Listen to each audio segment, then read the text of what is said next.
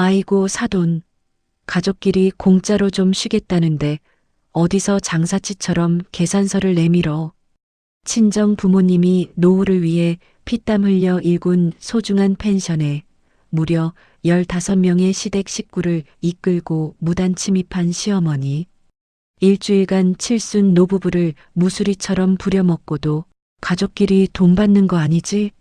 라며 뻔뻔함의 극치를 보입니다.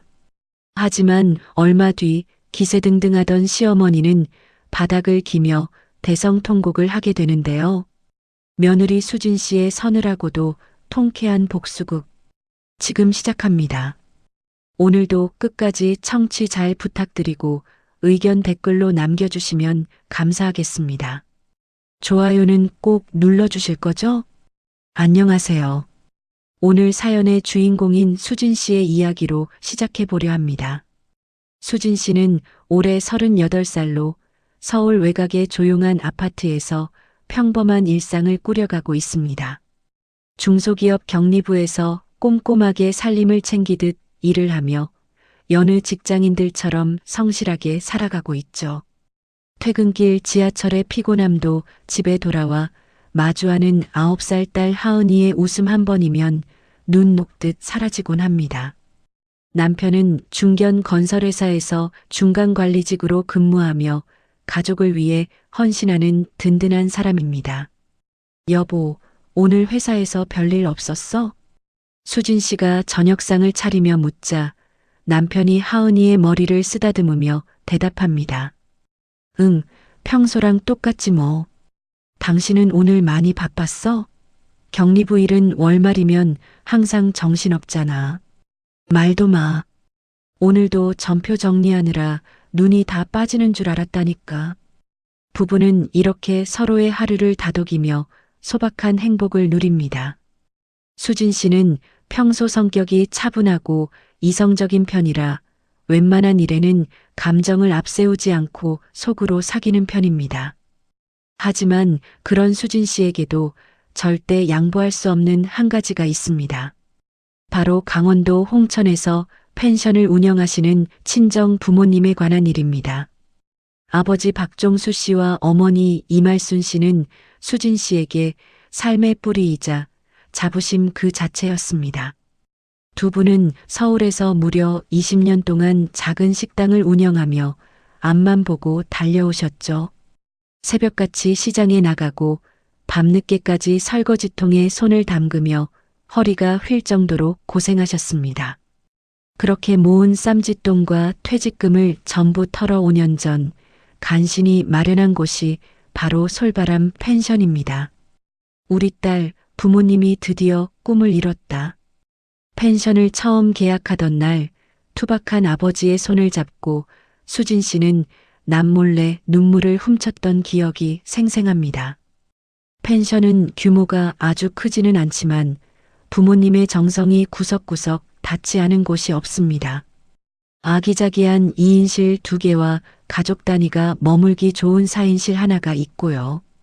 그리고 이 펜션의 핵심이자 가장 공을 들인 15명에서 20명까지 수용 가능한 대형 단체동이 하나 있습니다. 객실은 단 4개뿐이지만 어머니의 깔끔한 살림 솜씨 덕분에 침구는 늘 햇볕 냄새가 폴폴 납니다. 아버지의 정성이 가득 담긴 바비큐 서비스는 한 번 온 손님들을 단골로 만들기에 충분했죠. 여기에 앞마당에 꾸며놓은 작은 수영장은 여름이면 아이들의 웃음소리로 가득 차는 명소입니다. 덕분에 성수기에는 34개월 전부터 예약이 꽉 차는 인기 펜션이 되었답니다. 특히 이 대형 단체동은 성수기 1박 요금이 45만 원이고 주중에도 40만 원을 받을 만큼 효자 노릇을 톡톡히 합니다. 이 단체동 하나에서 나오는 수익이 펜션 전체 매출의 60%를 차지할 정도니까요. 부모님은 여름 성수기에 벌어들인 수입으로 비수기인 겨울을 견디며 한 해를 꾸려나가십니다. 비수기에는 손님이 거의 없어 수입이 끊기다시피 하니 여름 한철 장사가 부모님께는 생명줄이나 다름없었습니다. 수진 씨는 퇴근 후면 어김없이 친정 엄마에게 안부 전화를 겁니다. 엄마, 오늘 많이 더웠지? 예약 전화는 좀 왔어? 전화기 너머로 들려오는 어머니의 목소리에는 활기가 넘칩니다. 아이고, 우리 퇴근했니? 말도 마라. 올여름은 벌써 예약이 꽉 찼어. 특히 8월 첫째 주에 서울에서 온다는 단체 손님이 단체동을 일주일이나 예약했단다. 그것만 해도 숙박료가 300만 원이 훌쩍 넘어. 옆에서 전화를 뺏어든 아버지의 목소리도 들려옵니다. 수진아, 아빠가 이번에 큰맘 먹고 수영장 타일도 새로 싹 깔았다. 그리고 바비큐 파티할 때 손님들 신나라고 80만 원짜리 최신형 앰프도 하나 드렸어. 할부로 산 거긴 하지만 소리가 아주 빵빵한 게 손님들이 참 좋아하겠지? 부모님의 들뜬 목소리를 들으며 수진 씨의 얼굴에도 미소가 번집니다. 아빠, 너무 무리는 하지 마. 그래도 이번 여름만 잘 넘기면 겨울 난방비 걱정은 안 해도 되겠네. 내가 주말에 내려가서 일 좀 도와줄까? 아니야, 너희도 바쁜데 뭘 내려오니? 우리끼리 충분히 할 수 있어. 하은이 데리고 나중에 놀러나 와라. 전화를 끊고 나서도 수진 씨는 한참 동안 마음이 훈훈했습니다. 부모님의 펜션이 잘 되는 것이 수진 씨에게는 그 어떤 성공보다 기쁜 일이었습니다. 그런데 그날 밤 평소 자주 연락도 없던 시어머니 김복자 씨에게서 갑자기 전화가 왔습니다. 수진아, 자니? 다름이 아니라 너희 친정 펜션 말이다. 거기 강원도 홍천이라 그랬나? 방이 몇 개나 되는지 궁금해서 말이야. 수진 씨는 잠결에 전화를 받아 의아해하며 대답했습니다. 네, 어머님. 방은 4개 정도 있어요. 작은 방 2개랑 가족방 하나, 그리고 큰 단체동이 하나 있고요. 갑자기 펜션은 왜 물어보세요? 시어머니는 수진 씨의 질문에 대답은 피한 채 본인이 궁금한 것만 계속 묻습니다. 아, 그래. 그럼 그 큰 방은 몇 명이나 들어갈 수 있니? 한 10명 넘게도 들어가나? 네, 어머님. 그 방은 워낙 커서 15명에서 20명까지도 충분히 지낼 수 있어요. 근데 지금은 여름이라 예약이 이미 다 찼거든요.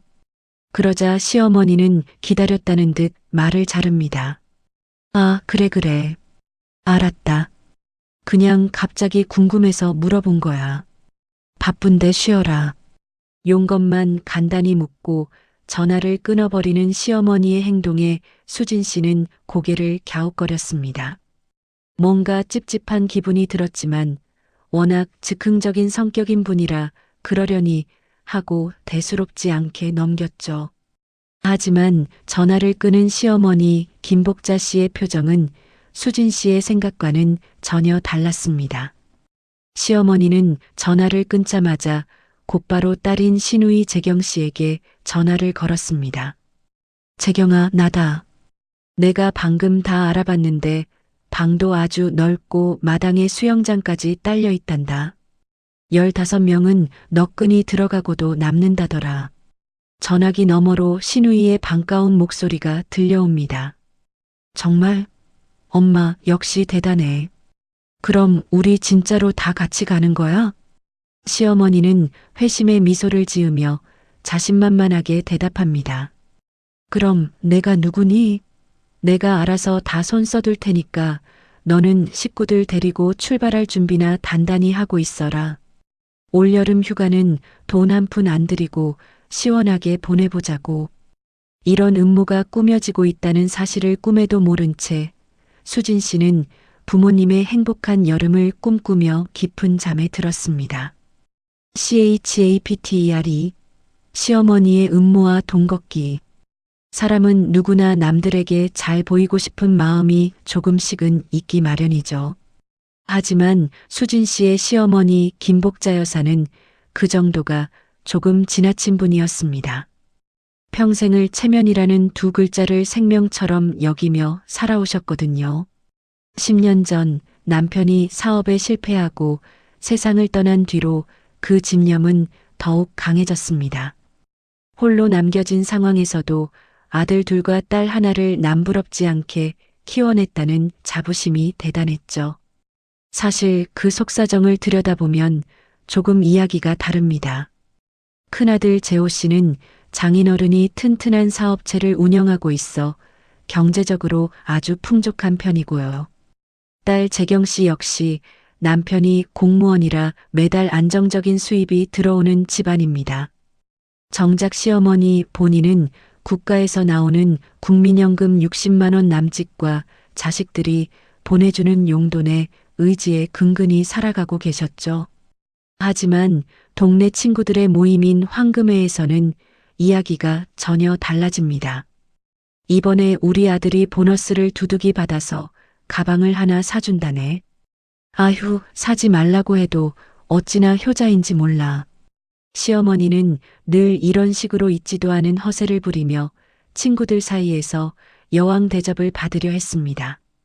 겉으로는 매번 밥값을 먼저 내는 척하며 위세를 떨쳤지만요. 실제로는 카드 돌려막기와 지인들에게 빌린 돈이 무려 800만 원 가까이 쌓여 있는 상태였습니다.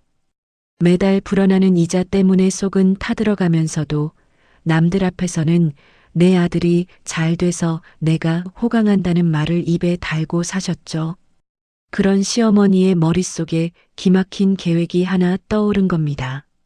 며느리 친정의 펜션을 공짜로 이용하면서 자식들에게는 큰 생색을 내고 돈까지 챙길 수 있는 치밀한 음모였죠. 시어머니는 곧바로 큰아들 재호 씨에게 전화를 걸었습니다. 재호야, 이번 여름에 우리 온 가족이 다 같이 강원도 홍천에 가기로 했다. 어머니, 갑자기요? 휴가철이라 숙소 구하기도 힘들 텐데요. 시어머니는 미리 준비한 거짓말을 청산유수처럼 쏟아냅니다. 걱정 마라. 막내 재혁이가 이번에 큰맘 먹고 처갓집 펜션을 통째로 빌렸단다. 엄마 생각해서 가족여행 선물하고 싶다고 하더라고. 아니, 재혁이가 웬일이래요? 걔네 형편도 빠듯할 텐데. 그러게 말이다. 그래서 말인데 재혁이도 무리하는 거니까 교통비랑 식대는 우리가 각자 내자. 대신 숙박비로 1인당 딱 30만 원씩만 엄마한테 보내라. 원래는 훨씬 비싼 곳인데 엄마가 중간에서 잘 말해서 깎은 거야. 내가 모아서 한꺼번에 결제할 테니까 늦지 않게 입금해라. 이와 똑같은 내용으로 딸 재경 씨에게도 전화를 돌렸습니다. 재경아, 재혁이가 너희 식구들까지 다 초대했다니까 숙박비만 준비해서 보내.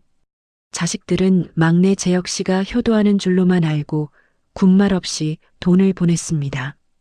큰아들 재호 씨네 가족 5명분 150만 원이 들어왔고요. 시누이 재경 씨네 가족 4명분 120만 원이 시어머니의 계좌로 꽂혔습니다. 여기에 시어머니는 자신의 언니 부부와 조카 그리고 친한 동서에게까지 재혁이가 쏜다며 생색을 내고 돈을 거뒀습니다.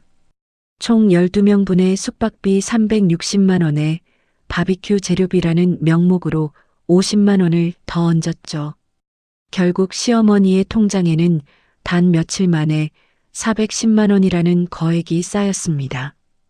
부모님 펜션에서 고생할 수진 씨나 비용을 대는 척 거짓 이름이 팔린 남편은 꿈에도 모르는 일이었죠. 시어머니는 돈이 입금되는 알림음을 들으며 입꼬리를 실룩거렸습니다. 이 돈이면 밀린 이자 갚고 남은 돈으로 친구들 앞에서 제대로 한턱 낼 수 있겠어. 하지만 치밀한 시어머니도 혹시 모를 상황을 대비해 남편에게 슬쩍 운을 띄웠습니다. 재혁아, 이번 여름에 우리 가족끼리 너네 처갓집 펜션에서 하루 이틀 놀다 오면 안 되겠니? 퇴근하고 돌아온 남편은 고개를 절레절레 흔들었습니다. 엄마, 거기 성수기에는 몇 달 전부터 예약이 꽉 차요. 지금 가고 싶다고 갈 수 있는 데가 아니에요. 그래도 사돈댁인데 방 하나 비워달라고 하면 안 될까? 안 돼요. 장인 장모님 그 장사로 1년 버티시는데 어떻게 가족이라고 민폐를 끼쳐요. 나중에 비수기 때 가요. 남편이 단호하게 거절하자 시어머니는 순순히 물러나는 척했습니다. 그래, 알았다. 그냥 한번 물어본 거야. 바쁜데 쉬어라. 남편은 그저 어머니가 지나가는 말로 해본 소리인 줄로만 알았습니다. 하지만 진짜 사건은 여행 전날 밤에 터졌습니다.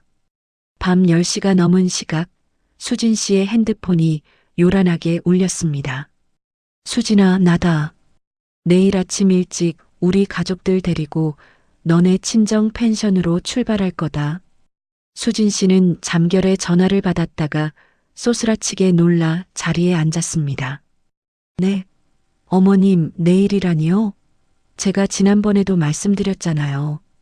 지금 성수기라 예약 손님이 꽉 차 있다고요. 그러자 시어머니의 목소리가 단번에 날카로워집니다. 얘가 무슨 말을 그렇게 하니? 가족이 가겠다는데 예약 손님이 무슨 상관이야. 사돈한테 전화 한 통이면 방 하나 빼주는 게 뭐 그리 어렵다고. 내가 사돈 얼굴도 뵙고 인사도 드리고 싶어서 가는 건데 며느리라는 애가 앞장서서 막는 거니? 어머님, 그게 아니고요. 이미 돈 내고 예약하신 분들인데 어떻게 갑자기 취소를 해요. 아이고, 답답해라. 사돈한테 잘 말씀드리면 다 이해해 주실 거 아니냐. 내일 아침에 도착할 테니까 그렇게 알고 있어라. 당황한 수진 씨가 몇 분이나 오시는 거예요? 라고 묻자 시어머니는 대충 말을 흐립니다. 한 5-6명 되나? 얼마 안 되니까 작은 방 하나만 내달라고 해. 시어머니는 확답도 듣지 않고 전화를 뚝 끊어버렸습니다. 수진 씨는 가슴이 두근거려 옆에서 자고 있던 남편을 깨웠습니다. 여보, 일어나봐.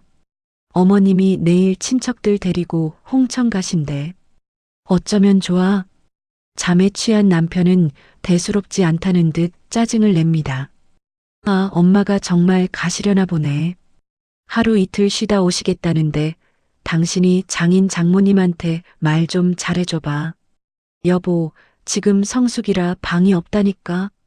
방이 정 없으면 마루에서라도 주무시겠지. 당신네 부모님 성격 좋으시잖아. 사돈어른 오신다는데 싫다고 하시겠어? 나 피곤해. 남편은 무책임하게 다시 잠이 들었고 속이 타는 건 수진 씨뿐이었습니다. 결국 수진 씨는 늦은 밤 죄송한 마음을 가득 안고 친정 엄마에게 전화를 걸었습니다. 엄마, 미안해. 시어머니가 내일 가족 몇 분 모시고 펜션에 가시겠다고 하시네. 하루 이틀만 계신다는데 어쩌지? 전화기 너머로 엄마의 깊은 한숨 소리가 들려왔습니다. 성수기라 정신이 하나도 없는데 어쩌면 좋냐? 그래도 사돈어른이 직접 오신다는데 매몰차게 거절할 수도 없고 마침 내일 예약이 안 잡힌 아주 작은 방이 하나 있으니까 거기 쓰시라고 해야겠다. 엄마, 정말 미안해. 시어머니가 5-6명 정도라고 하셨으니까 그 방이면 좁아도 하룻밤은 괜찮을 거야. 수진 씨는 엄마의 넓은 마음씨에 감사하면서도 시어머니의 막무가내 태도에 불안감을 떨칠 수 없었습니다. 5-6명이면 작은 방으로 어떻게든 되겠지. 수진 씨는 스스로를 위로하며 간신히 눈을 붙였습니다.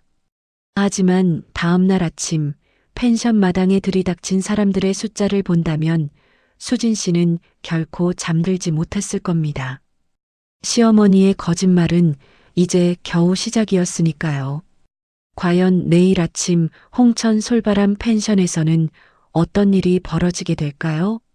수진 씨와 친정 부모님의 평화로운 여름은 이대로 지켜질 수 있을까요? CHAPTER 3 기습 상륙 15명의 침공. 홍천의 아침은 원래 산새소리와 맑은 공기로 평화롭게 시작되곤 합니다. 하지만 그날 아침 7시는 평소와는 전혀 다른 불길한 기운이 감돌고 있었습니다. 수진 씨의 아버지 종수 씨는 오늘 오후에 오기로 한 단체 손님 맞이로 이른 새벽부터 분주했습니다. 서울에서 오는 동호회 회원 20명이 펜션의 가장 큰 방인 단체동을 통째로 예약했기 때문이죠.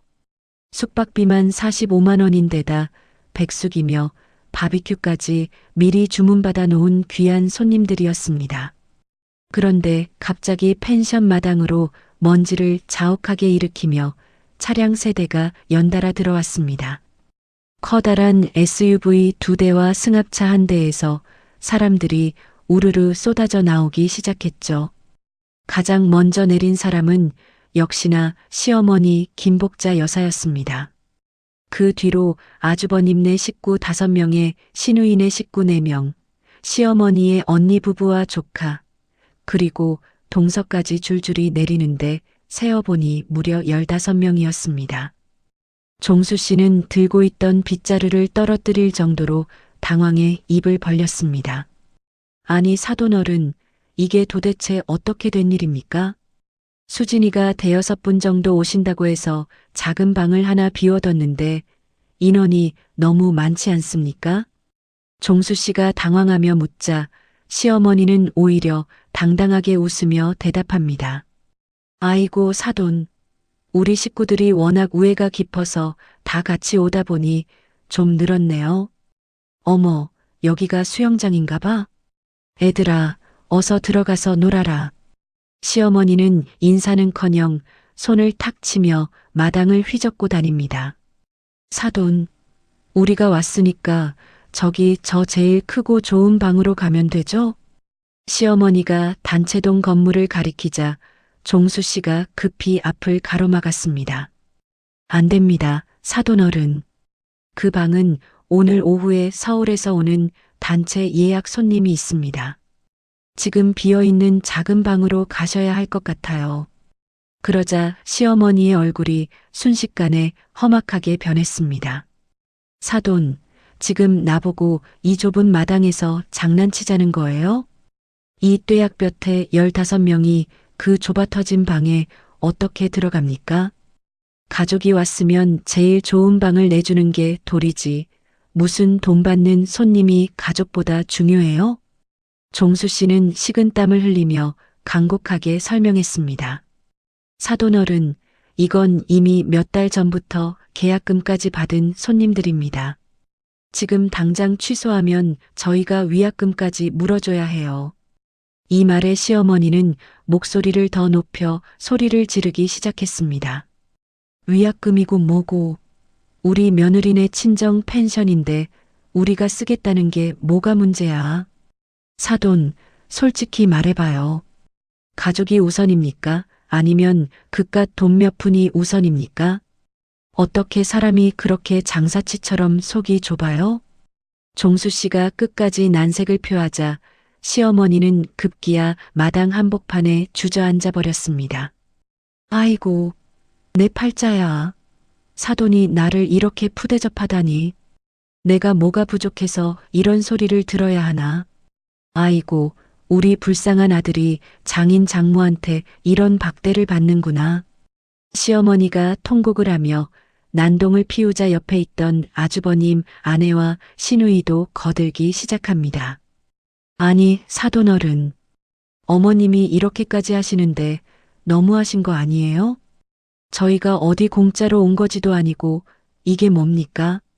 결국 안에서 아침 준비를 하던 말순 여사가 깜짝 놀라 달려 나왔습니다. 여보, 일단 사돈어른 좀 일으켜 세워요. 사람들 보겠어. 말순 여사는 평생 남의 눈치를 보며 살아온 분이라 시어머니의 난동에 어쩔 줄을 몰라 했습니다. 어쩌겠어, 일단 모셔야지. 사돈어른 진정하세요. 저희가 방 내드릴게요. 결국 종수 씨는 떨리는 손으로 예약 손님에게 전화를 걸었습니다. 정말 죄송합니다, 고객님. 펜션에 갑자기 수도가 터지는 바람에 도저히 손님을 받을 상황이 아닙니다. 전화기 너머로 손님의 고함이 터져 나왔습니다. 뭐라고요? 지금 출발했는데 이제 와서 취소라고요? 위약금 확실히 물어주시는 거죠? 다시는 이 펜션 이용 안 할 줄 아세요. 결국 종수 씨는 1박 숙박료 45만 원을 날린 것도 모자라 자신의 쌈짓돈에서 위약금 20만 원을 더해 총 65만 원을 입금해 줬습니다. 첫날부터 생돈 65만 원이 날아간 것이죠. 하지만 시어머니는 그런 사정은 안중에도 없다는 듯 단체동에 짐을 풀며 콧노래를 불렀습니다. 아이고, 역시 방이 넓고 좋네.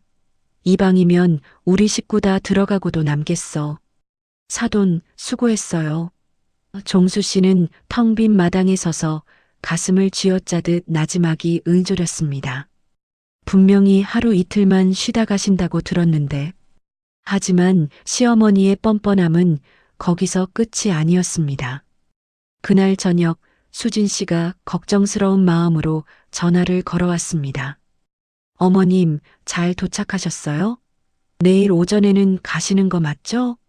그러자 시어머니는 아주 태연하게 대꾸합니다. 얘는 무슨 소리를 하는 거니? 서울에서 여기까지 왔는데 하룻밤만 자고 가면 기름값이 더 들지. 애들도 좋아하고 공기도 좋은데 일주일은 있다가 갈 거다. 수진 씨는 자신의 귀를 의심하며 소리를 높였습니다. 어머님, 일주일이라니요? 그 사이에 예약 손님들이 줄줄이 다 차 있다니까요. 에이, 사돈한테 네가 말 잘하면 되지. 며느리가 되어서 그런 융통성도 없니? 평소에 효도도 못하더니 이런 것까지 사사건건 따질 거야? 수진 씨는 속이 터지는 마음으로 퇴근한 남편에게 매달렸습니다. 여보, 어머님이 일주일이나 계시겠대. 빨리 전화해서 장인 장모님 힘들게 하지 말고 오시라고 해. 남편은 피곤하다는 듯 소파에 누우며 대충 대답합니다. 에이, 우리 엄마 성격 알잖아. 하루 이틀 있으면 심심해서라도 오실 거야. 장인 장모님한테 내가 나중에 따로 전화해서 잘 말씀드릴게. 걱정하지 마. 하지만 남편은 그 후로도 부모님께 단 한 통의 전화도 하지 않았습니다. 지옥 같은 침공은 둘째 날, 셋째 날로 계속 이어졌습니다. 이틀째에는 시어머니의 언니 부부가 여기는 사람이 많아 시끄럽다며 비어있던 2인실을 차지해 버렸습니다. 덕분에 1박 15만 원의 예약건이 또 취소되고 위약금이 나갔죠. 셋째 날에는 시누이 재경 씨가 애들이 큰 방에서 잠을 설친다며 4인실 방을 빼앗았습니다. 그날 예약되어 있던 25만 원짜리 수입도 고스란히 날아가 버렸습니다. 친정 아버지 종수 씨는 떨리는 손으로 낡은 수첩을 꺼냈습니다. 그리고 취소된 예약건과 위약금, 날아간 숙박비 수익을 하나하나 기록하기 시작했습니다. 그 수첩에 적히는 숫자만큼 종수 씨의 가슴에는 깊은 멍이 들어가고 있었습니다. CHAPTER 4 일주일간의 무수리 생활 노동 착취의 현장. 강원도 홍천의 새벽 공기는 차갑지만 말순 씨의 이마에는 벌써 송골송골 땀방울이 맺혀 있습니다. 시계 바늘이 채 5시를 가리키기도 전에 말순 씨는 무거운 몸을 일으켜 부엌으로 향하죠. 15명이라는 대가족의 끼니를 챙기는 일은 말이 좋아 대접이지 사실상 강제노역이나 다름없었습니다. 커다란 솥에 쌀을 안치고 커다란 냄비 가득 된장찌개를 끓여냅니다. 계란 2판이 순식간에 사라질 정도로 산더미 같은 계란말이를 부쳐내고 나면 이미 온몸은 기진맥진 상태가 됩니다. 여보, 내가 설거지는 좀 도와줄게. 밤새 펜션 청소에 수영장 관리로 눈이 튀한 종수 씨가 부엌으로 들어오며 말합니다.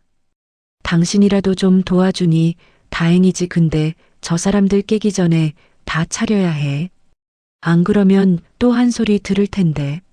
아침 식사가 끝나면 설거지만 꼬박 1시간이 걸립니다. 숨 돌릴 틈도 없이 점심 준비가 시작되죠. 사돈, 날도 더운데 점심은 간단하게 국수나 말아줘요. 복자 여사의 말에 말순 씨는 서둘러 소면을 삶고 육수를 냅니다. 하지만 정작상을 차려내면 복자 여사의 타박이 시작됩니다. 아니 사돈, 국수의 고명이 왜 이렇게 부실해? 그리고 이 김치는 아직 덜 익었잖아. 우리 애들은 익은 김치 아니면 안 먹는데. 아, 날이 더워 금방 익을 줄 알았는데 미안해요, 사돈어른. 저녁이라고 다를까요? 해만 지면 마당에서는 바비큐 파티가 열립니다. 종수 씨가 뜨거운 숯불 앞에서 땀을 비오듯 흘리며 고기를 굽고 있으면 시댁 식구들은 시원한 맥주잔을 기울이며 구경만 할 뿐입니다. 오히려 아주버님 재호 씨가 한마디 거듭니다. 사돈어른, 고기가 좀 타는 것 같은데 불 조절 좀 잘해주세요. 우리 애들은 너무 탄 건 안 먹거든요. 말순 씨의 손을 자세히 들여다보면 여기저기 물집이 잡혀 있습니다. 하루 3끼, 일주일이면 21끼입니다. 15인분씩 계산하면 무려 315인분의 식사를 7순 가까운 노인이 혼자 감당하고 있는 셈이죠. 종수 씨 역시 설거지를 돕고 방마다 쓰레기를 치우고 아이들이 어질러 놓은 수영장을 관리하느라 새벽부터 밤까지 단 10분도 앉아 쉬지 못했습니다. 셋째 날 저녁 말순 씨가 정성껏 차린 밥상을 보고 복자 여사가 젓가락을 탁 내려놓습니다. 사돈, 우리가 여기 며칠째 있는데 반찬이 맨날 똑같네. 어제도 계란말이, 오늘도 계란말이. 김치랑 멸치볶음 말고 좀 산뜻한 나물 반찬 같은 건 없어요? 손님들한테는 잘해주면서 가족한테는 왜 이래? 말순 씨는 억울한 마음이 턱 끝까지 차올랐습니다. 매일 아침 시장에 나가 장을 보고 있지만 15인분의 식재료비는 상상을 초월했거든요. 이미 식재료비로만 수십만 원이 나갔고 그 돈은 전부 부모님의 쌈짓돈에서 나온 것이었습니다. 시댁 쪽에서는 식비를 보태겠다는 말은커녕 고맙다는 인사 한마디 없었습니다. 사돈어른, 사실 15분 식사를 매일 3끼씩 차리려니 장을 매일 봐야 해서요. 식재료비가 생각보다 만만치 않네요. 말순 씨가 조심스럽게 운을 떼자 복자 여사가 눈을 가늘게 뜨며 비꼽니다. 아이고 사돈, 설마 지금 우리한테 밥값 받으려는 거예요? 가족이 와서 밥 한 끼 얻어먹는 것도 그렇게 돈 타령을 해야겠어? 에이, 내가 사돈을 정말 잘못 봤네. 말순 씨는 더 이상 말을 잇지 못하고 입술을 깨물었습니다. 서둘러 부엌으로 들어가 앞치마에 눈물을 닦아낼 뿐이었죠. 사건은 거기서 끝이 아니었습니다. 시댁 아이들 5명은 그야말로 통제 불능이었습니다. 넷째 날 아주버님의 중학생 아들이 수영장에 과자 봉지와 음료수 캔을 던져 넣었습니다. 심지어 먹다 남은 라면, 국물까지 들이부었죠.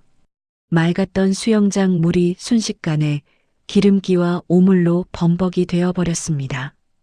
종수 씨가 반나절 내내 허리를 구부리고 물을 빼고 청소하며 다시 물을 채워야 했습니다. 종수 씨가 참다 못해 아주버님 재호 씨에게 조심스럽게 말했습니다. 아이고, 하은이 큰아버지, 아이들이 수영장에 음식물을 넣지 않게 좀 타일러 주시겠습니까? 치우는 게 보통 일이 아니라서요. 그러자 옆에 있던 아주버님 아내가 발끈하며 소리를 지릅니다. 사돈어른, 애들이 놀다 보면 그럴 수도 있지. 그게 뭐 그리 큰일이라고 애들 기를 죽이세요? 우리 애들이 뭐 일부러 그런 것도 아니잖아요. 5째 날에는 시누이 재경 씨의 초등학생 아들이 대형 사고를 쳤습니다. 바비큐장 옆에 설치된 80만 원짜리 최신형 앰프의 버튼을 장난삼아 마구 누르다가 볼륨을 최대로 올리는 바람에 스피커가 퍽 소리를 내며 나가버린 것이죠. 종수 씨가 달려가 확인해 보니 내부 회로까지 다 타버려 수리조차 불가능한 상태였습니다. 이건 할부도 안 끝난 새 제품인데. 종수 씨의 망연자실한 표정에도 시누이 재경 씨는 가볍게 웃으며 넘깁니다. 에이, 사돈어른. 요즘 전자제품은 원래 금방 고장나요. 아이가 그냥 버튼 몇 번 눌렀다고 고장난다면 그건 원래 불량품이었던 거 아닐까요? 그날 밤 모든 시댁 식구들이 단체동에서 웃고 떠들며 잠든 후 말순 씨는 어두운 마루에 나와 앉아 소리 없이 어깨를 들썩였습니다. 종수 씨가 다가와 곁에 앉아 아내의 거친 손을 잡았습니다. 여보, 나 이제 진짜 못하겠어. 새벽부터 밤까지 밥하고 치우고 저 사람들 눈치 보며 욕까지 먹고 우리가 무슨 저집종이야? 이러려고 우리가 평생 고생해서 펜션 차린 거 아니잖아. 종수 씨는 이를 악물고 아내를 다독였습니다. 조금만 참자. 수진이 체면도 있고 사돈이니까 어쩌겠어. 이틀만 더 참으면 간다고 했으니까 조금만 더 힘내자. 이틀이라고? 당신은 저 사람들이 갈 생각이 있어 보여? 오늘 낮에 김복자 여사가 나한테 뭐라 그랬는 줄 알아?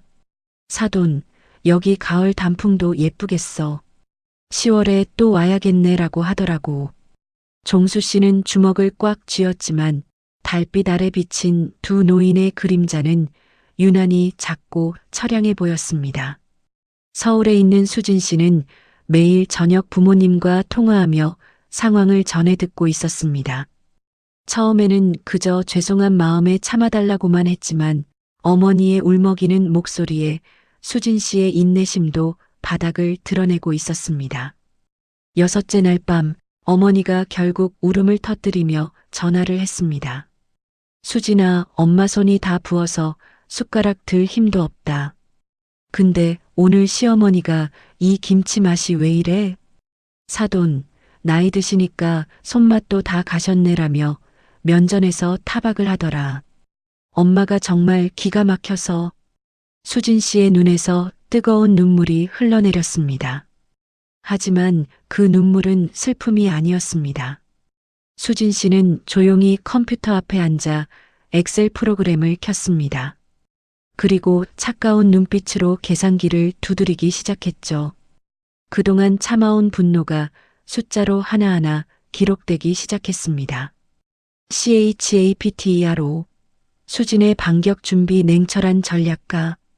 컴퓨터 모니터의 푸른 빛이 수진 씨의 차가운 눈동자에 반사됩니다.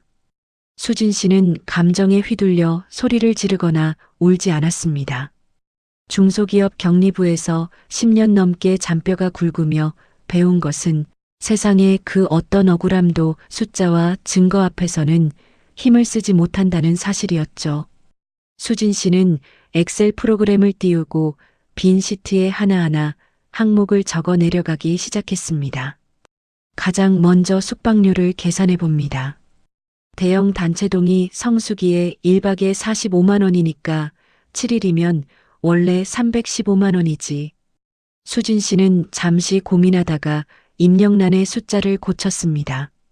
아무리 시댁이라도 공짜는 안 되지. 하지만 나중에 딴소리 못하게 가족 할인을 대폭 적용하자. 1박에 30만 원으로 계산해서 7일간 210만 원. 그 다음은 시어머니의 언니 부부와 시누이가 멋대로 점령한 방들입니다. 이모님이 쓰신 2인실은 1박에 15만 원인데 5일 있었으니까 75만 원 이것도 50만 원으로 깎아주자. 시누이가 뺏어 쓴 4인실은 3일간 75만 원이지만 이것도 역시 50만 원. 수진 씨의 손가락이 키보드 위를 빠르게 움직입니다. 엄마가 매일 눈물을 훔치며 장을 봤던 식재료비 영수증 합계는 약 87만 원이었습니다. 이것도 뒤처리 깔끔하게 80만 원으로 반올림해서 깎아주고 마지막으로 기물 파손비입니다. 아빠가 할부로 산 앰프 교체 비용 80만 원에 수영장 오물 치우느라 고생한 인건비랑 청소비 10만 원 이건 합쳐서 100만 원으로 책정하자.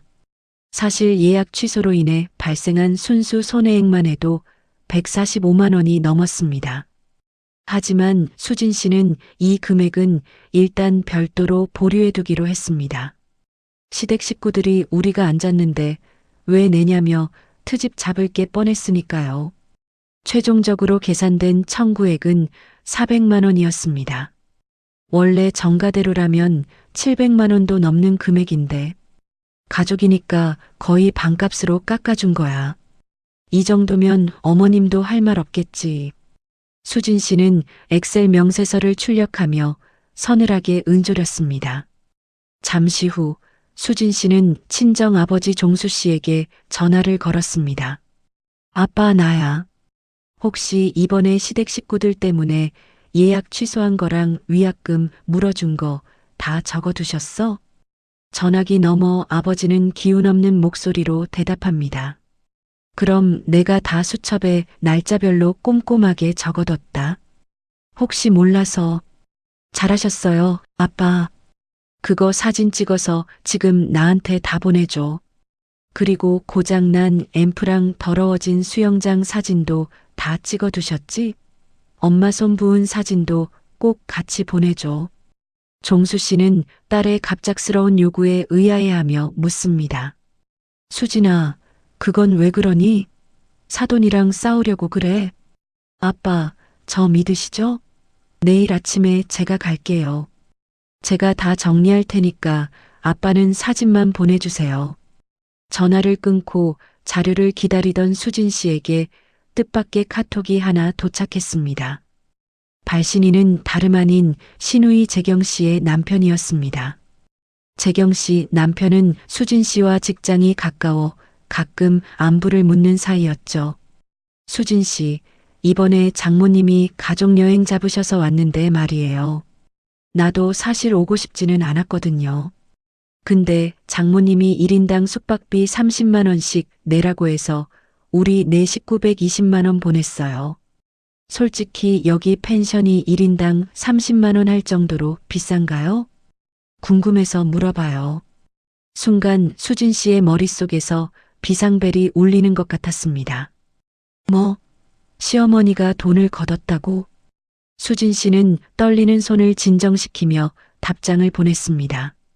그게 무슨 말씀이세요? 혹시 그 돈은 어디로 보내셨는데요? 장모님 계좌로 보냈죠. 장모님이 펜션 주인이 사돈이라 한꺼번에 결제하신다고 해서요. 수진 씨는 핸드폰을 쥔 손에 힘이 들어갔습니다. 분노가 머리끝까지 치밀어 올랐지만 침착하게 다음 정보를 수집했습니다. 수진 씨는 곧바로 아주버님 재호 씨의 아내에게 전화를 걸었습니다. 형님, 저 수진이에요. 다름이 아니라 이번에 강원도 여행 간 거. 숙박비는 어머님한테 보내신 거 맞죠? 형님은 아무런 의심 없이 대답했습니다. 그럼 동서, 우리 5 식구라 150만 원 보냈지. 어머님이 서방님네 펜션 통째로 빌린 거라고 하길래 우리는 그런 줄 알고 보냈는데 아니야? 수진 씨는 이를 악물었습니다.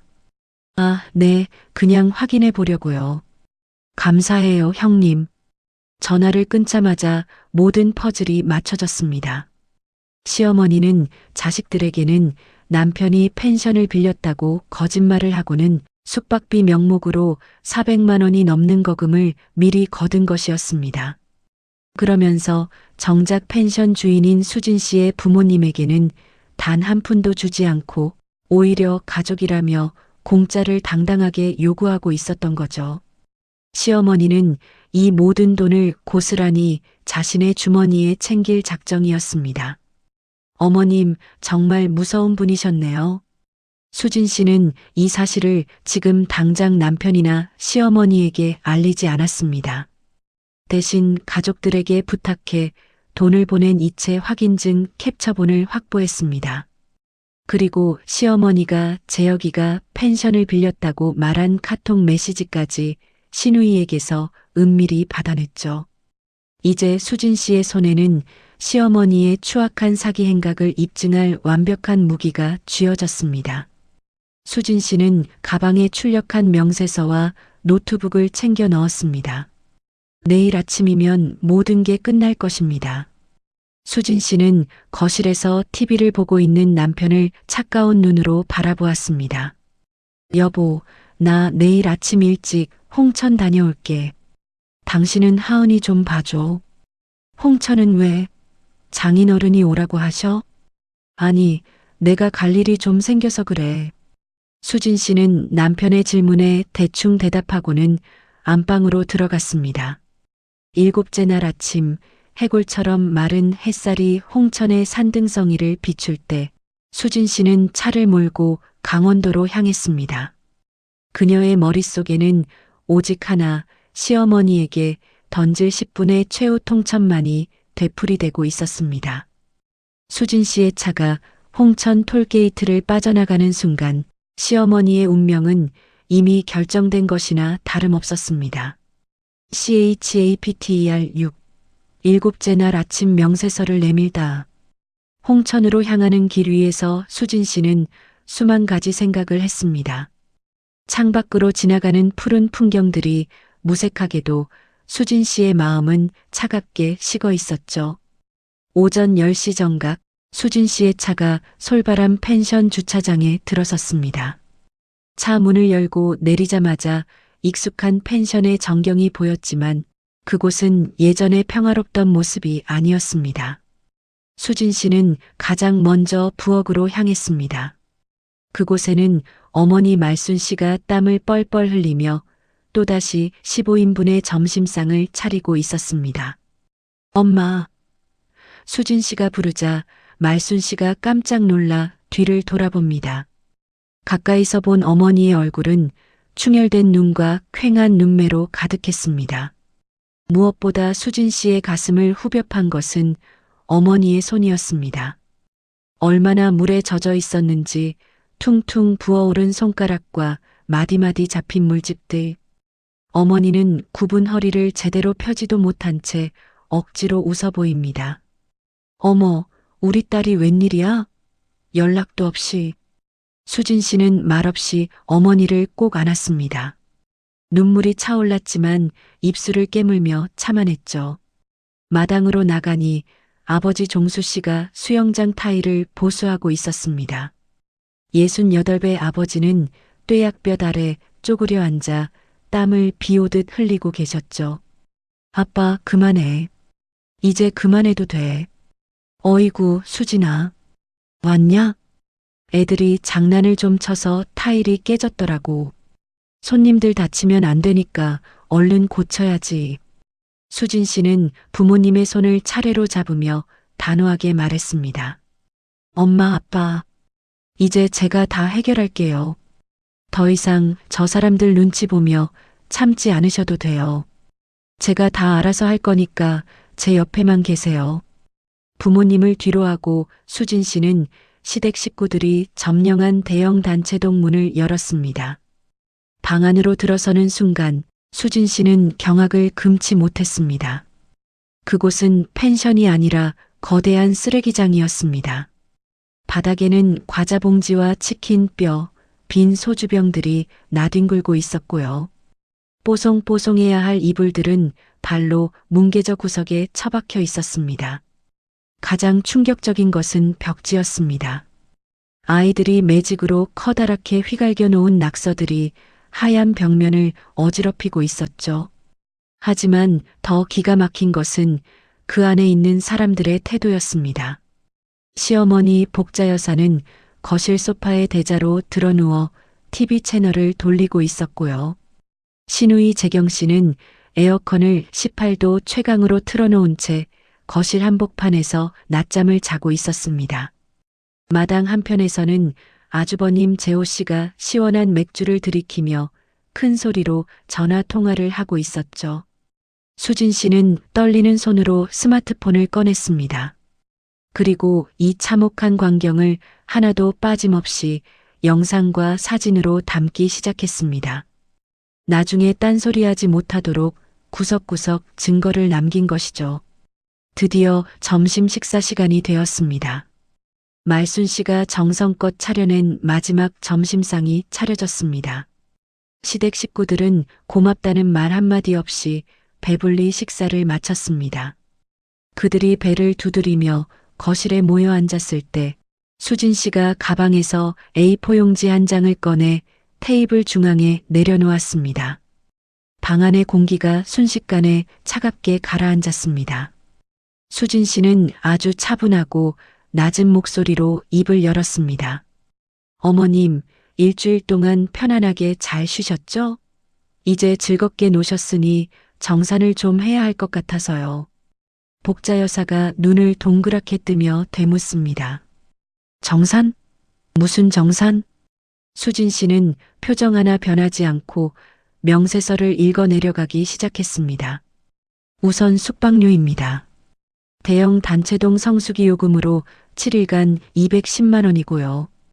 이모님이 쓰신 2인실 5일간 50만 원, 형님이 쓴 4인실 3일간 50만 원입니다. 방 안 여기저기서 헛기침 소리가 들려옵니다. 그리고 식재료비 80만 원에 아이들이 망가뜨린 앰프 교체 비용과 수영장 복구비로 100만 원 책정했습니다. 원래 정가대로 하면 700만 원이 훌쩍 넘지만요.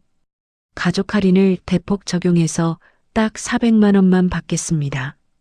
순간적인 정적이 흐르더니 곧이어 복자 여사의 비명이 터져 나왔습니다. 야, 박수진, 너 지금 제정신이니? 지금 시어머니한테 돈을 받겠다고 명세서를 들이밀어? 복자 여사는 테이블 위에 종이를 낚아채더니 그대로 바닥에 내팽개쳤습니다. 가족끼리 와서 좀 쉬다 가는 게 무슨 큰 죄라고. 이게 무슨 펜션이야. 사기꾼 소굴이지. 사돈도 지금 이거 알고 계시는 거예요? 어떻게 사람이 그렇게 돈독이 오를 수가 있어. 옆에 있던 시누이 재경 씨도 얼굴을 붉히며 합세합니다. 옳게, 솔직히 이거 좀 심한 거 아니야? 가족끼리 왔다 가는 건데 무슨 호텔도 아니고 이런 명세서까지 들이밀어 엄마가 돈을 어련히 안 주겠어?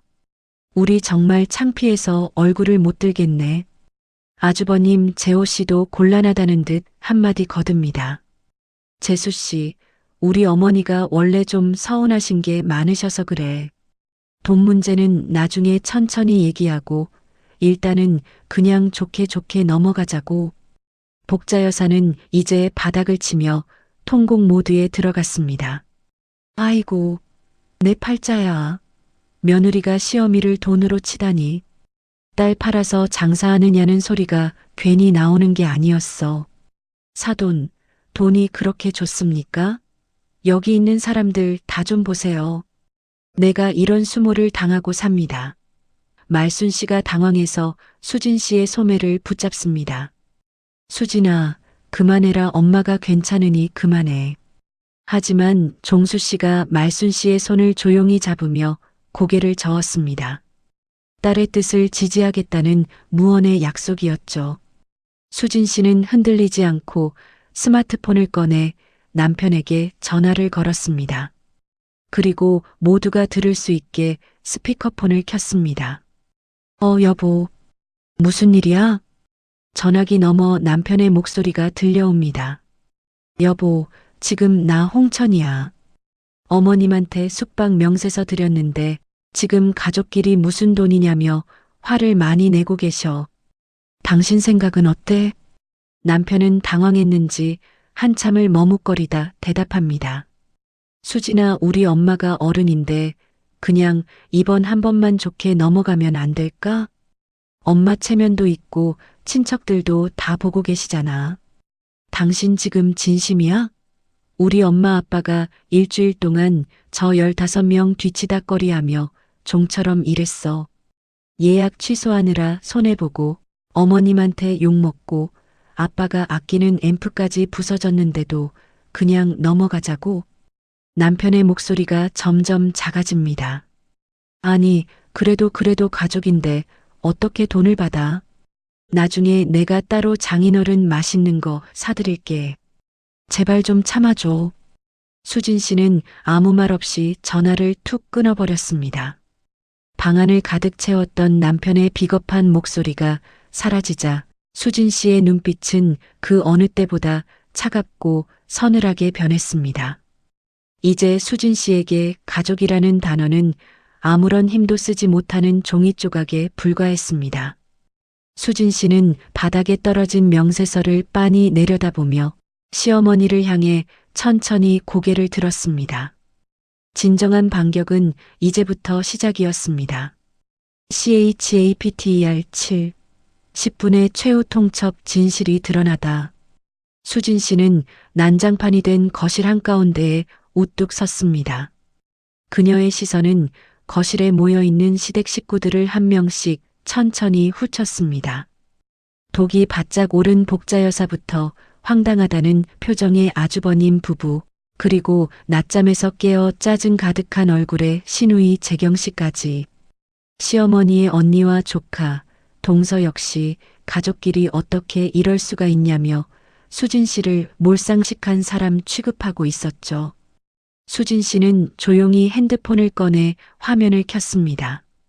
그리고 아주 낮고 차분한 목소리로 입을 열었습니다.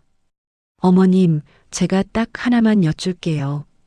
어머님은 이번 여행 오시기 전에 여기 계신 분들한테 뭐라고 말씀하셨어요? 복자 여사는 갑작스러운 질문에 당황한 듯 눈동자를 굴리며 대답합니다. 뭐라긴 뭐라 그래. 그냥 이번 여름에 다 같이 여행 가자고 했지. 정말 그게 다예요? 수진 씨는 곧바로 고개를 돌려 시누이 재경 씨를 바라보았습니다. 형님, 어머님한테 이번 숙박비로 얼마 보내셨어요? 숙박비?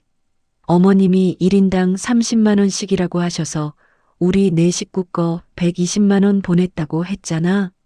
수진 씨는 이번엔 아주버님 아내를 쳐다봅니다. 형님은요? 우리도 5 식구니까 150만 원 보냈다고 했잖아. 동서, 진짜 왜 그래? 돈 보낸 거 어머님이 다 말씀 안 하셨어? 그 순간 거실의 공기가 얼어붙었습니다. 복자 여사의 얼굴은 핏기가 싹 가신 채 창백하게 변해 있었죠. 수진 씨는 서늘한 미소를 지으며 시어머니를 돌아보았습니다. 형님들 어머님이 여러분한테 뭐라고 하셨는지 제가 맞춰볼까요? 재혁이가 펜션을 통째로 빌렸으니 너희는 숙박비만 내라고 하셨죠? 재경 씨가 당황하며 대답합니다.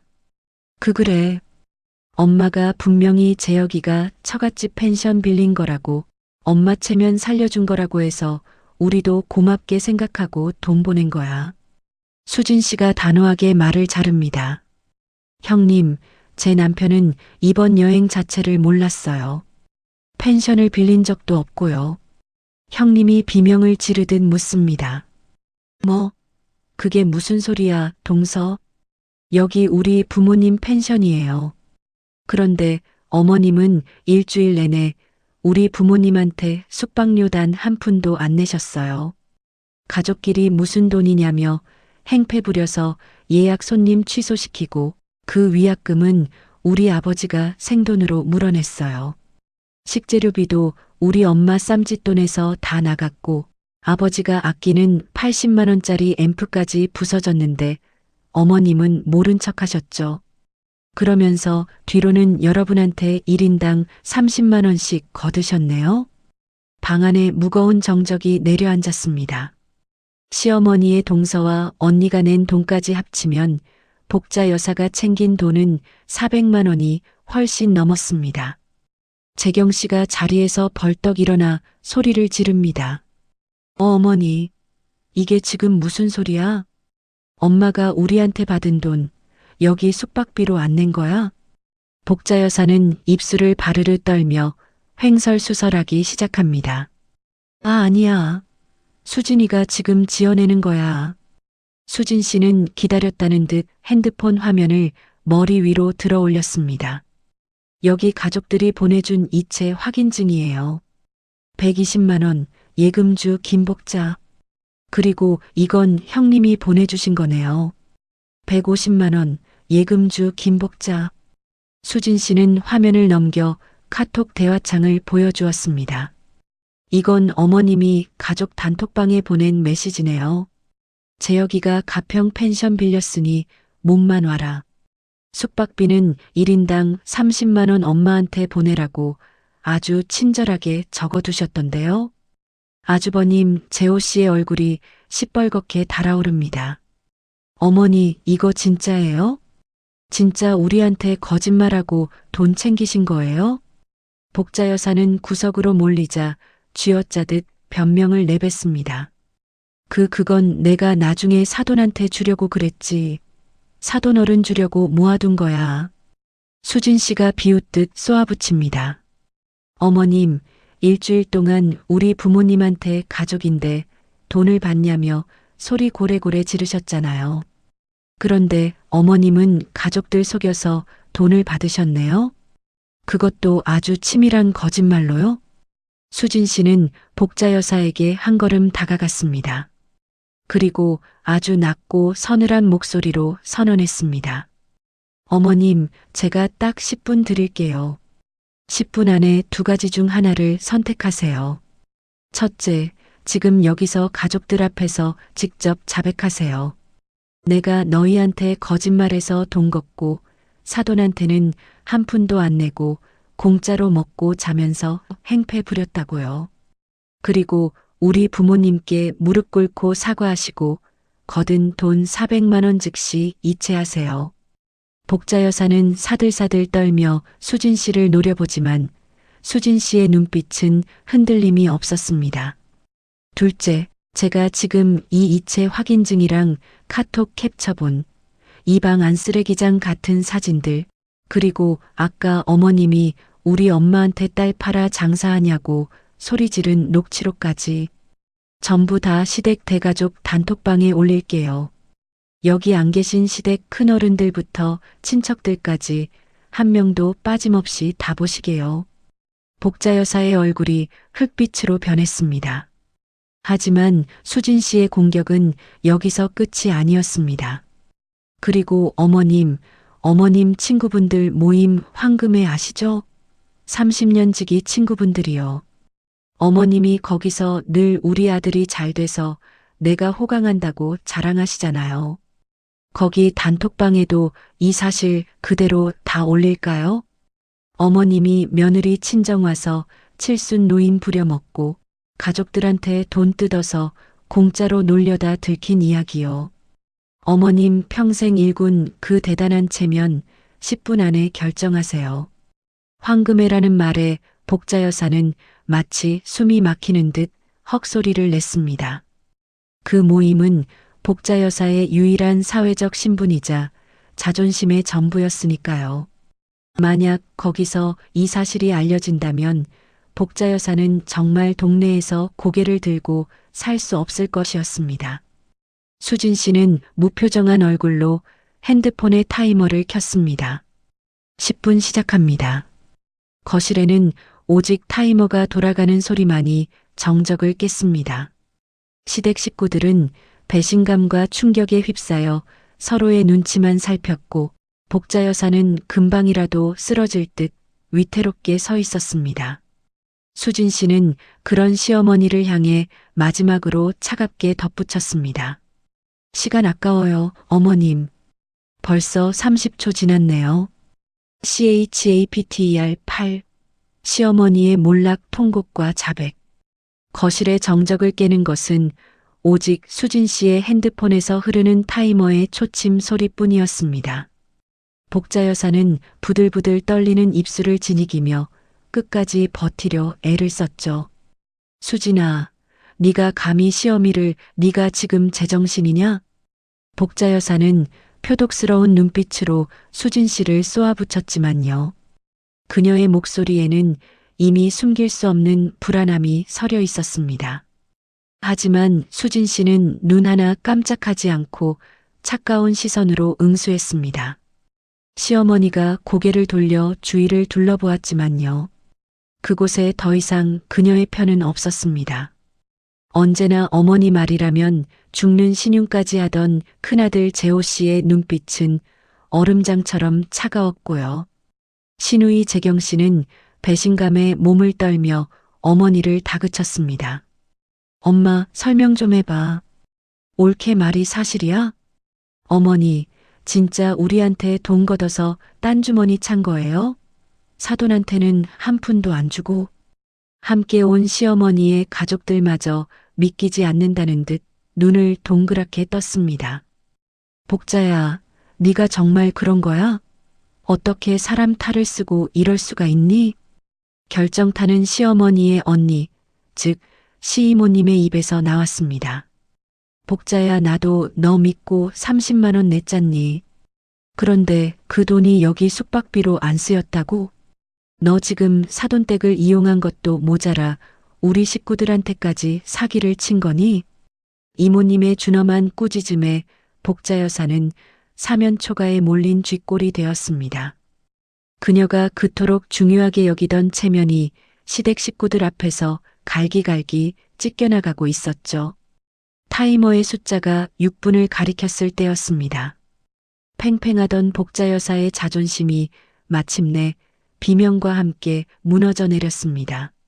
아이고, 수진아, 내가 잘못했다. 내가 미쳤었어. 복자 여사는 그대로 바닥에 무릎을 꿇더니 이마를 방바닥에 쿵소리가 나도록 박았습니다. 그녀는 바닥을 쳐가며 대성통곡을 시작했죠. 콧물과 눈물이 범벅이 된 얼굴로 그녀는 기어와 수진 씨의 바짓가랑이를 붙잡았습니다. 제발, 수진아, 제발 단톡방에 올리지 마라. 황금의 사람들한테 알려지면 나는 정말 끝장이야. 내가 어떻게 그 사람들 얼굴을 보고 살아. 제발 한 번만 받아오. 내가 죽을 죄를 지었다. 수진 씨는 자신을 붙잡은 시어머니의 손을 차갑게 뿌리치며 물었습니다. 어머님, 그 돈 다 어디에 쓰려고 그러신 거예요? 숨기지 말고 솔직하게 말씀하세요. 여기 가족들 다 듣고 있으니까 하나도 빠짐없이 자백하세요.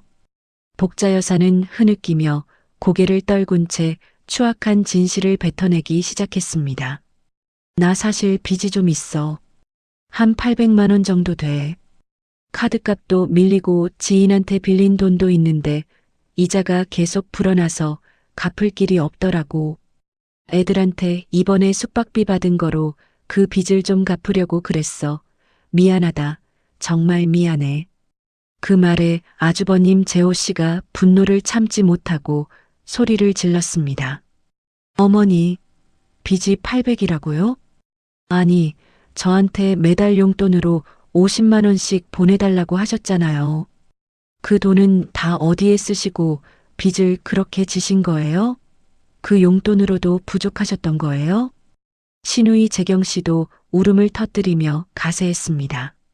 엄마, 우리가 엄마한테 못해드린 게 뭐가 있어? 내가 명절마다 따로 챙겨드린 용돈은 뭐고 우리 남편이 매번 보내드린 돈은 다 어디 갔는데? 사실 복자 여사는 자식들에게 꼬박꼬박 용돈을 받으면서도요.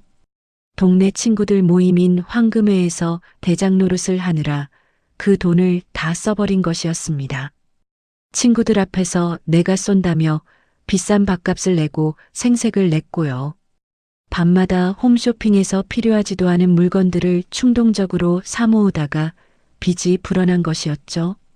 결국 그 빚을 갚기 위해 며느리의 친정 부모님을 희생양으로 삼은 셈이었습니다. 거실에는 이제 경멸과 허탈함만이 가득했습니다. 아주버님 재호 씨는 고개를 저으며 참담한 표정으로 말했습니다. 장모님, 나 정말 어머니한테 실망했습니다. 사돈어른한테 이게 무슨 천인공노할 짓입니까? 우리가 그동안 쌓아온 체면이 어머니 때문에 다 시궁창에 처박혔어요. 재호 씨의 아내인 형님도 눈시울을 붉히며 고개를 숙였습니다. 어머니, 저는 사돈어른이 부엌에서 땀 흘리며 밥 해주시는 거 보고요. 가족이라 정말 고마워서 그러시는 줄로만 알았어요. 그런데 이게 다 공짜였다고요? 어머니가 그 돈을 다 챙기셨다고요? 정말 너무하시네요. 저까지 뻔뻔한 사람 된 것 같아서 사돈어른 뵐 면목이 없어요. 시누이의 남편도 역시 무거운 목소리로 덧붙였습니다. 장모님, 저는 처음부터 상황이 좀 이상하다 싶었습니다. 수진 씨, 정말 미안합니다. 우리가 몰라도 너무 몰랐네요. 시누이 재경 씨는 수진 씨에게 다가와 손을 잡으며 울먹였습니다. 옳게, 정말 미안해. 나 정말 꿈에도 몰랐어. 어머니가 그런 짓을 하고 계실 줄은 상상도 못했어. 그 모습을 지켜보던 시어머니의 언니는 차가운 눈빛으로 자리에서 일어났습니다. 복자야, 나는 이만 가련다. 네가 제정신이 아니구나. 나까지 내 거짓말에 놀아난 거잖니. 사돈어른 정말 죄송합니다. 시이모님은 말없이 방으로 들어가 짐을 싸기 시작했죠. 복자 여사는 바닥을 기어다니며 울부짖었지만요. 수진 씨의 표정은 그 어느 때보다 단호했습니다. 수진 씨는 시어머니의 눈물에 흔들리지 않았습니다. 오히려 부엌 문가에서 묵묵히 이 광경을 지켜보고 계신 부모님의 모습에 가슴이 아려올 뿐이었죠. 수진 씨는 허리를 꼿꼿이 펴고 무릎을 꿇은 시어머니를 내려다보며 말했습니다. 어머님, 사정은 이제 잘 알겠어요. 하지만 어머님이 빚이 있다고 해서 우리 부모님이 그 피해를 고스란히 입어야 할 이유는 없죠. 우리 엄마 아빠 돈 많아서 펜션 하시는 거 아니에요. 이 펜션이 두 분 노후 1년 벌이의 전부인 분들이에요. 그런 분들을 일주일 동안 종처럼 부려먹으시고 입에 담지 못할 욕까지 퍼부으셨잖아요. 수진 씨는 핸드폰을 들어 계좌번호를 확인했습니다. 지금 당장 400만 원 우리 엄마 통장으로 이체하세요. 단 1분이라도 늦어지면 저는 약속대로 단톡방에 모든 자료 올리겠습니다. 어머님이 선택하신 길이에요. 지금 바로 정산하세요. 복자 여사는 떨리는 손으로 핸드폰을 찾기 시작했습니다. 그녀의 통곡 소리가 거실을 가득 채웠지만요. 그것은 반성의 눈물이 아니라요. 자신의 파렴치한 민낯이 드러난 것에 대한 수치심과 공포의 소리였습니다. CHAPTER9 정산의 시간 사이다 엔딩. 복자 여사는 마치 넋이 나간 사람처럼 멍하니 바닥을 내려다보았습니다. 하지만 수진 씨의 차가운 눈빛은 단 1초의 방심도 허용하지 않았죠. 어머님, 이제 8분 남았네요. 지금 당장 이체하지 않으시면 저는 이 자리에서 바로 전송 버튼 누르겠습니다. 그제야 복자 여사는 쏘스라치게 놀라며 품 안에서 핸드폰을 꺼냈습니다. 손이 얼마나 떨리는지 핸드폰을 몇 번이나 떨어뜨릴 뻔했죠. 사실 복자 여사의 계좌에는 친척들에게 숙박비 명목으로 거둔 410만 원이 고스란히 들어 있었습니다. 제 입으로 말한 대로 빚을 갚으려 했지만 다행히 아직 이체를 하기 전이었던 것이죠. 수진 씨는 기계적으로 친정 엄마 말순 씨의 계좌번호를 불러주었습니다. 신한은행 백심 예금주 이말순입니다. 복자 여사는 떨리는 손가락으로 숫자 하나하나를 눌렀습니다. 비밀번호를 누르는 그 짧은 순간이 복자 여사에게는 지옥 같은 시간이었을 겁니다. 잠시 후 딩동하고 경쾌한 알림소리가 조용해진 거실에 울려 퍼졌습니다. 부엌 문 뒤에서 숨을 죽이고 이 광경을 지켜보던 말순 씨가 급히 핸드폰을 확인했습니다. 이말순님, 김복자님으로부터 400만 원 입금되었습니다. 그 메시지를 본 말순 씨는 입술을 깨물며 소리 없이 눈물을 흘렸습니다. 그저 돈이 들어와서 기쁜 것이 아니라요. 자식 같은 며느리가 자신의 억울함을 알아주고 지켜줬다는 사실에 가슴이 벅차올랐던 것입니다. 아버지 종수 씨는 그런 아내의 떨리는 어깨를 투박한 손으로 감싸주었습니다. 여보, 이제 됐어. 우리 수진이가 다 해결했으니까 이제 울지 마. 이제 정말 다 된 거야. 하지만 수진 씨의 정사는 거기서 끝이 아니었습니다. 수진 씨는 다시 시누이 재경 씨와 아주버님 재호 씨를 똑바로 쳐다보았습니다. 어머님, 방금 400만 원은 어머님이 친척들한테 거두신 숙박비를 돌려받은 거고요. 별도로 기물 파손비 100만 원은 형님이랑 아주버님이 직접 내셔야겠어요. 그 말에 재경 씨가 깜짝 놀라 묻습니다. 옳게, 그건 또 무슨 소리야? 아버지가 아끼시던 80만 원짜리 앰프, 형님 아들이 장난치다 부순 거잖아요. 그리고 수영장 오염시킨 건 아주버님네 아들이라면 국물 부어서 그런 거고요. 청소비랑 기기 교체비 합쳐서 딱 100만 원입니다. 두 분이 각각 50만 원씩 지금 바로 이체하세요. 방금 전 어머니의 추악한 진실을 알게 된 재호 씨는 고개도 들지 못한 채 고개를 끄덕였습니다. 그래요. 재수 씨 말이 맞습니다. 우리가 애들 단속 못한 잘못이 크죠. 사돈어른 정말 죄송합니다. 재호 씨는 그 자리에서 바로 50만 원을 송금했습니다. 옆에 있던 시누이 재경 씨도 울먹이는 얼굴로 핸드폰을 꺼냈습니다. 옳게, 나도 보낼게. 정말 할 말이 없네. 미안해, 정말 미안해. 재경 씨의 50만 원까지 입금되면서 말순 씨의 통장에는 총 500만 원이라는 거금이 꽂혔습니다. 수진 씨는 부모님에게 다가가 핸드폰 화면을 직접 보여드렸습니다. 엄마, 아빠, 여기 보세요. 500만 원 다 들어왔어요. 종수 씨는 목이 메는지 한참을 말을 잇지 못하다가 간신히 딸의 이름을 불렀습니다. 수진아, 그래도 사돈인데 이렇게까지. 아빠, 이건 당연히 받으셔야 하는 돈이에요. 성수기 예약 취소 손해랑 위약금까지 따지면 이 돈도 사실 부족해요. 두 분이 고생하신 거 생각하면 저는 아직도 화가 안 풀려요. 수진 씨는 부모님을 안심시킨 뒤 다시 시댁 식구들을 향해 몸을 돌렸습니다. 그녀의 눈빛은 다시 얼음장처럼 차가워졌습니다. 돈은 받았으니 이제 정리하죠. 짐 정리하시고 오늘 중으로 한 명도 빠짐없이 여기서 나가주세요. 그리고 방은 처음 왔을 때처럼 원상복구 상태로 놓고 가셔야 합니다. 벽지 낙서 지울 수 있는 데까지 다 지우시고 바닥 얼룩이랑 쓰레기들 전부 다 치우고 가세요. 우리 부모님 손 하나 까딱하시게 하면 저 가만 안 있습니다. 수진 씨의 서슬 퍼런 명령에 시댁 식구들은 허둥지둥 움직이기 시작했습니다. 언제나 대접만 받으려던 아주버님 재호 씨가 솔선수범해서 쓰레기 봉투를 들었습니다. 형님도 부엌대기처럼 일하던 말순 씨의 모습이 떠올랐는지 걸레를 들고 방바닥을 닦기 시작했죠. 시누이 남편도 아이들을 불러 모아 수영장 주변의 쓰레기를 줍게 했습니다. 벽지에 매직으로 한 낙서는 아무리 문질러도 지워지지 않았습니다. 결국 아주버님 재호 씨가 식은땀을 흘리며 말했습니다. 재수 씨, 이건 도저히 안 지워지네요. 도배비는 제가 나중에 따로 확인해서 보내드리겠습니다.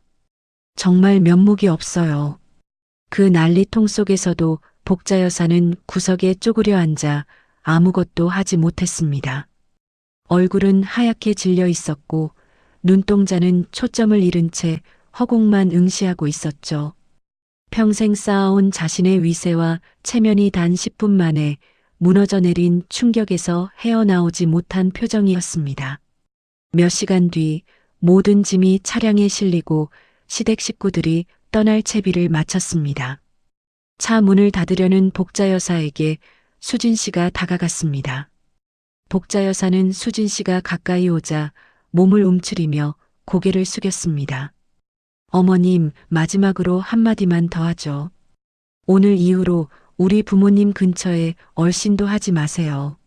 전화해서 헛소리 하실 생각도 하지 마시고요. 우리 부모님, 어머님의 하인이 아닙니다. 수진 씨의 낮은 목소리가 복자 여사의 귀에 비수처럼 꽂혔습니다. 그리고 혹시라도 서울 올라가서 이번 일 가지고 전화 우리 부모님 뒷담화하고 다니시면요. 며느리가 시어미를 돈으로 쳤다는 둥, 박대를 했다는 둥 헛소문 내시면요. 그때는 정말로 황금의 단톡방에 모든 자료 다 올릴 겁니다. 어머님 목소리 담긴 녹취록, 오늘 찍은 영상, 이체 내역 전부 다요. 저 빈말 안 하는 거 아시죠? 복자 여사는 대답조차 하지 못한 채 그저 고개를 떨구고 떨리는 손으로 차 문을 닫았습니다. 시댁 식구들을 태운 차들이 흙먼지를 일으키며 펜션을 빠져나갔습니다. 먼지가 가라앉고 다시 찾아온 고요함 속에서 수진 씨는 마당 한복판에 서서 한참 동안 멀어지는 차들을 바라보았습니다. 가슴속을 꽉 채우고 있던 뜨거운 응어리가 그제야 조금씩 녹아내리는 기분이었습니다. 수진 씨는 부모님에게 돌아와 두 분의 거친 손을 꼭 잡았습니다. 엄마, 아빠, 그동안 정말 고생 많으셨어요. 제가 더 빨리 내려오지 못해서 미안해요. 다시는 이런 일 없게 제가 지킬게요. 말순 씨는 딸의 손을 잡고 다시 울음을 터뜨렸습니다. 수진아, 우리 딸 정말 고맙다. 네가 아니었으면 우리는 속만 끓이다가 병났을 거야. 종수 씨는 뒤에서 몰래 눈물을 훔치며 딸의 어깨를 토닥였습니다. 우리 딸이 최고야. 세상에서 우리 수진이가 제일 든든해. 해는 뉘엿뉘엿 지고 있었지만 솔바람 펜션의 마당은 그 어느 때보다 밝고 따뜻한 기운이 감돌고 있었습니다. 부모님의 땀과 눈물로 일군 이 소중한 보금자리를 수진 씨는 이제야 진정으로 지켜낸 기분이었습니다. 마당에 서 있는 수진 씨의 그림자가 부모님의 등 뒤에서 든든하게 길게 늘어져 있었습니다. CHAPTER 10 에필로그 그 후의 이야기. 홍천에서의 폭풍 같은 일주일을 뒤로하고 서울로 돌아온 수진 씨의 마음은 묘하게 차분했습니다. 집에 도착해 현관문을 열자 거실 소파에 앉아 초조하게 기다리던 남편이 자리에서 벌떡 일어났습니다. 수진 씨는 가방을 내려놓고 남편 앞에 마주 앉아 가만히 그의 얼굴을 응시했습니다. 여보, 오늘 홍천에서 있었던 일 다 들었지? 당신 어머니가 우리 부모님한테 그리고 당신 형제들한테 어떤 짓을 하셨는지 말이야. 남편은 고개를 떨군 채 차마 수진 씨의 눈을 마주보지 못했습니다. 그는 이미 어머니로부터 울먹이는 전화를 통해 사건의 전말을 다 들은 상태였죠. 비겁하게 방관만 하던 남편도 이번만큼은 어머니를 두둔할 명분이 전혀 없었습니다. 수진아, 미안해. 정말 미안해. 내가 처음부터 좀 더 꼼꼼하게 확인했어야 하는데 그냥 엄마 말만 믿고 안일하게 생각했어. 장인어른이랑 장모님한테 내가 직접 가서 무릎 꿇고 사과드릴게. 남편의 사과에 수진 씨는 냉정하게 대답했습니다. 사과는 당연히 해야 하는 거고 당신이 앞으로 지켜야 할 약속이 있어.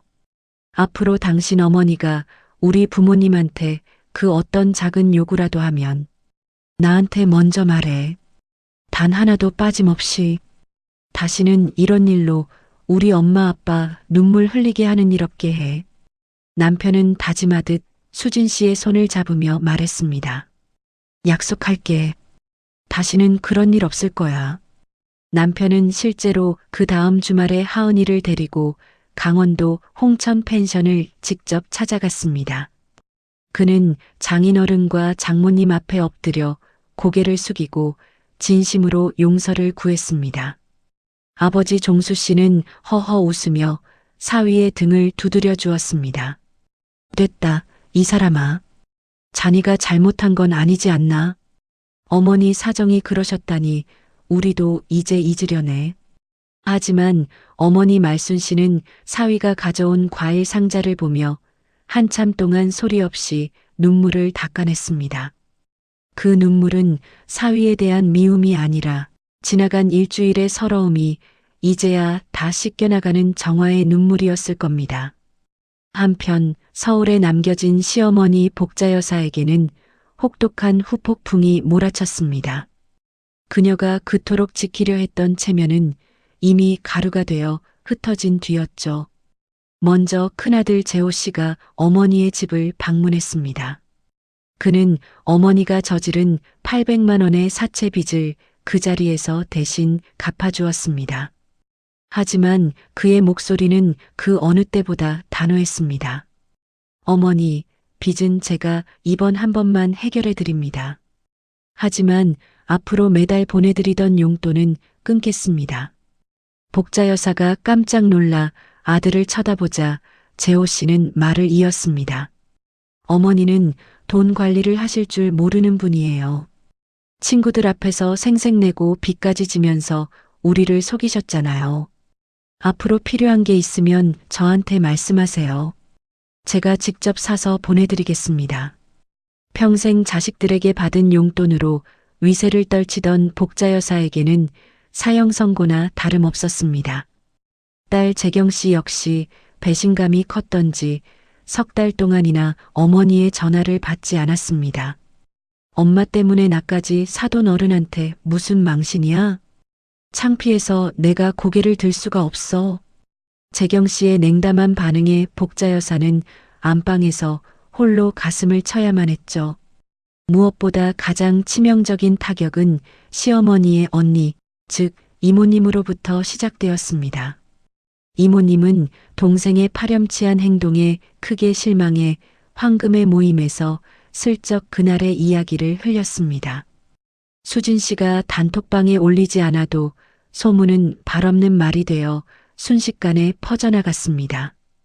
글쎄, 복자니가 며느리 친정 가서 공짜로 놀려고 사기를 쳤다며?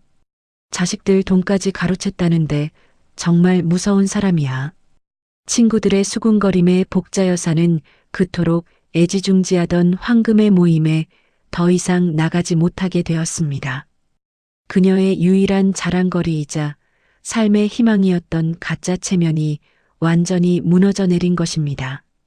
그 뜨거웠던 여름이 지나가고 홍천의 솔바람 펜션에도 가을이 찾아왔습니다.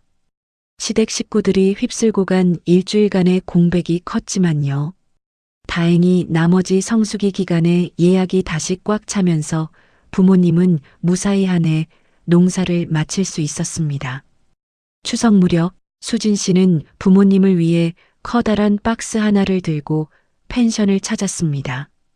아빠, 이거 지난번에 부서진 것보다 훨씬 좋은 거야. 수진 씨가 가져온 것은 독일제 최신형 앰프였습니다. 가격만 무려 120만 원이 넘는 최고급 제품이었죠. 아버지 종수 씨는 손사래를 치며 당황했습니다. 아이고, 수진아. 이런 비싼 걸 뭐하러 가져와. 그냥 싼 거 하나 사면 되는데. 수진 씨는 웃으며 아버지를 소파에 앉히고 앰프를 직접 설치했습니다. 잠시 후 펜션 거실과 마당에 맑고 웅장한 음악 소리가 울려 퍼졌습니다. 종수 씨는 눈을 감고 소리를 감상하더니 어린아이처럼 환하게 웃었습니다. 옆에 앉아있던 말순 씨도 딸의 손을 꼭 잡으며 미소를 지었죠. 수진 씨는 마당에서 할아버지와 뛰어노는 딸 하은이를 바라보며 깊은 생각에 잠겼습니다. 가족이라는 이름이 모든 무례함을 용서하는 방패가 되어서는 안 된다. 가족이기 때문에 더 존중해야 하고 가족이기 때문에 그들의 자존심과 땀방울을 지켜줘야 한다. 수진 씨는 이제야 진정한 가족의 의미를 가슴에 새기고 있었습니다. 그해 가을 펜션 앞마당에 단풍이 붉게 물들어 절정을 이루던 어느 날이었습니다. 말순 씨는 마당을 쓸다 주머니 속에서 진동하는 핸드폰을 꺼냈습니다. 화면에는 뜻밖의 이름이 떠 있었습니다. 사돈 김복자. 문자 메시지는 아주 짧았습니다. 사돈, 그때는 제가 정말 죄송했습니다. 못난 사돈을 용서하세요. 일주일 동안 펜션을 지옥으로 만들고 부모님 가슴에 대못을 박았던 일에 비하면요. 참으로 가볍고 뒤늦은 사과였죠. 말순 씨는 그 문자 메시지를 한참 동안 말없이 들여다보았습니다. 분노도 원망도 이제는 가라앉은 듯 그녀의 눈빛은 호수처럼 고요했습니다. 여보, 누구한테 온 거야? 마당 건너편에서 아버지가 묻자 말순 씨는 조용히 핸드폰 전원을 껐습니다. 그리고는 아무 일 없었다는 듯 핸드폰을 주머니 깊숙이 넣었죠. 아무도 아니에요. 스팸 문자였나 봐요. 말순 씨는 자리에서 일어나 거실로 들어가 앰프의 전원을 켰습니다. 딸이 사준 새 앰프에서 부모님이 가장 좋아하는 옛 노래가 흘러나왔습니다. 두 노인은 마루에 나란히 앉아 붉게 물든 산등성이를 바라보며 따뜻한 차를 마셨습니다. 시어머니의 뒤늦은 사과도 남들의 시기 어린 시선도 이제는 더 이상 중요하지 않았습니다. 자신들을 진심으로 아끼는 딸의 마음과 서로의 온기만으로도 충분했으니까요. 그 어떤 권력자보다, 그 어떤 부유한 사돈보다 이 작은 펜션을 지켜낸 두 주인이 세상에서 가장 부유하고 평화로운 저녁이었습니다. 솔바람 펜션의 가을은 그렇게 깊어가고 있었습니다.